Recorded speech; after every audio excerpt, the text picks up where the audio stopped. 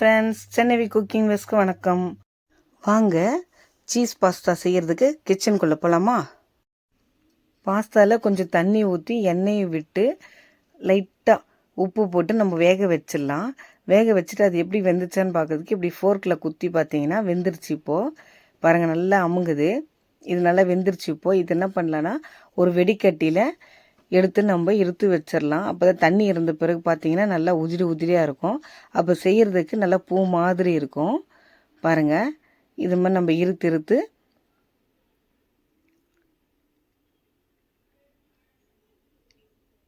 இப்போ இந்த வெடிக்கட்டியில் நம்ம எல்லாத்தையும் எடுத்து வச்சுக்கலாம்.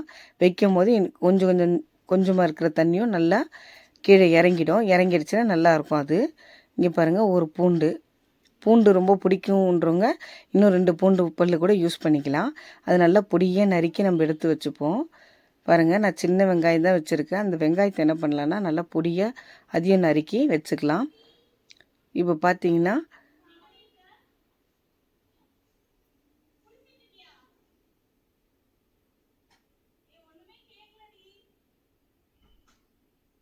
பாருங்கள், இப்போ கடாய் வச்சுருக்கேன் நான் அடுப்பில். அது நல்லா சூடு ஏறின பிறகு ஒரு ஸ்பூன் எண்ணெய் விட்டு அதில் பார்த்திங்கன்னா இந்த பூண்டு வெங்காயம் போட்டு நல்லா வதக்கிடலாம். பாருங்கள், இது நல்லா வதங்கட்டும். பாருங்கள், வெங்காயமும் கூட போட்டு வதக்கலாம். இதை பார்த்திங்கன்னா இதில் நம்ம என்ன போட போகிறோன்னா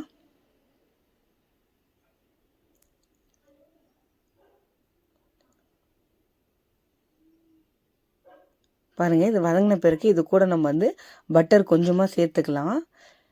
சேர்த்து இதையும் ஹீட்டில் அப்படியே கரைஞ்சிரும். இது கரைஞ்ச பிறகு ஒரு கிளாஸ் பால் எடுத்து வச்சுருக்கோம். இதுக்கு தேவையான பொருள் இது தான். பால் எடுத்து அதில் ஊற்றி நம்ம நல்லா கலக்கிடலாம். பாருங்கள், பால் ஊற்றின பிறகு தான் அது க்ரீமியாகவே நல்லா மாறும்.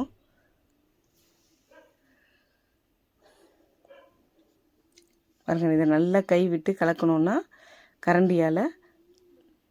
இங்கே பாருங்கள், இப்போ மைதா ஒரு ஸ்பூன் போட்டிருக்கோம். இப்போ தான் கெட்டி ஆகாத அளவுக்கு நம்ம நல்லா ஃப்ரீயாக கலக்கி விட்டோம்னா பாருங்கள் எப்படி க்ரீமி மாதிரி இருக்குது. இப்போ கொஞ்சமாக உப்பு நம்ம சேர்த்துக்கலாம். ஏன்னா அதில் கொஞ்சம் தான் உப்பு சேர்த்துருக்கறனால 2த்தையும் சேர்க்கும் போது பத்தாது. அதனால் இதுக்கு தேவையான உப்பு நம்ம ஒரு ஸ்பூன் போட்டிருக்கோம். உப்பு மட்டும் தேவையான அளவு நம்ம யூஸ் பண்ணிக்கணும். அதிகமாக போட்டால் டேஸ்ட் இருக்காது. அதனால் பாருங்கள், இது நல்லா கலக்கிட்டோம். இப்போ நல்லா திக்காக க்ரீமியாக வந்த பிறகு இது உதிரி எப்படி இருக்குது பார்த்தீங்களா? இந்த மாதிரி இருக்கும்போது தான் நம்ம அதில் போடும்போது 2த்தையும் மிக்ஸ் பண்ணும்போது ஒன்றோட ஒன்று ஒட்டாமல் ரொம்ப நல்லாயிருக்கும். சாப்பிட்றதுக்கும் டேஸ்ட்டாக இருக்கும் அந்த மசாலாலாம் ஒட்டி. பாருங்கள், இது கூட நம்ம ஸ்வீட் கார்ன் இருந்தால் அவிச்சு அது மேலே போட்டோம்னா இன்னும் சாப்பிட்றதுக்கு ரொம்ப டேஸ்ட்டாக இருக்குங்க. பாருங்கள், இது நல்லா கலக்கி விட்டாச்சு. அப்புறம் பார்த்திங்கன்னா ஒரு 2 காஞ்ச மிளகாய் எடுத்து நம்ம புளியோதரைக்கு எப்படி கொரப்பாக அரைப்போமோ அந்த மாதிரி அரைச்சி நம்ம வச்சு இது மேலே போட்டுக்கலாம். இங்கே பாருங்கள், இப்போ நான் சீஸ் யூஸ் பண்ணுறோம். நம்ம சீஸ் பாஸ்தான்னு சொல்லிட்டு சீஸ் போட மறந்துட போகிறோங்க. இதை போட்டாச்சு. இங்கே பாருங்கள், உங்களுக்கு தேவையான சீஸ் நீங்கள் யூஸ் பண்ணிக்கலாம்.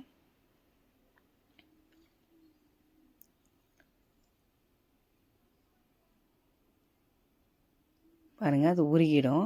இப்போ பார்த்தீங்கன்னா நான் சொன்ன மாதிரி அந்த காஞ்ச மிளகாய் நம்ம கடையில் வாங்கணும்னு அவசியம் இல்லை. நம்ம வீட்லேயே தேவையானப்போ அது ஈஸியாக செஞ்சுக்கலாம். இந்த 2 காஞ்ச மிளகாய் மிக்சியில் போட்டு அரைச்சி நான் எடுத்து வச்சுருக்கேன். அது இது மேலே தூவி விட்டோம்னா 2ம் மிக்ஸ் ஆகி ரொம்ப டேஸ்ட்டாக இருக்கும் அந்த காரத்துக்கு அதுக்கும். பாருங்கள், அவ்வளோதான். இது பார்க்குறதுக்கே ஒயிட்டாக இருக்குது, ரெட்டாக இருக்குது, பார்க்கவே சூப்பராக இருக்குது. பாருங்கள், இது கலந்து சாப்பிடும்போது நல்லாவே இருக்கும். நம்ம வீட்டில் செய்கிறது ரொம்ப ஈஸிங்க. இது நம்ம கடையில் வாங்கணும்னு அவசியம் கிடையாது. ஈஸியான மெத்தடு, ஈஸியாகவும் செஞ்சிடலாம், எல்லாருக்கும் பிடிக்கும். இது நல்லாவே வரலைன்னு சொல்லவே முடியாதுங்க. அந்தளவுக்கு இது ஈஸியாக நம்ம செய்யக்கூடிய பொருள் தான். பாருங்கள், நம்ம பிளேட்டில் எடுத்து வச்சுட்டு இப்போ ஃபோர்க்கோ ஸ்பூனோ வச்சு நம்ம சாப்பிட்லாம். பிடிச்சிருந்தால் லைக் பண்ணுங்கள், ஷேர் பண்ணுங்கள், சப்ஸ்கிரைப் பண்ணுங்கள். பாருங்கள், தேங்க்யூ.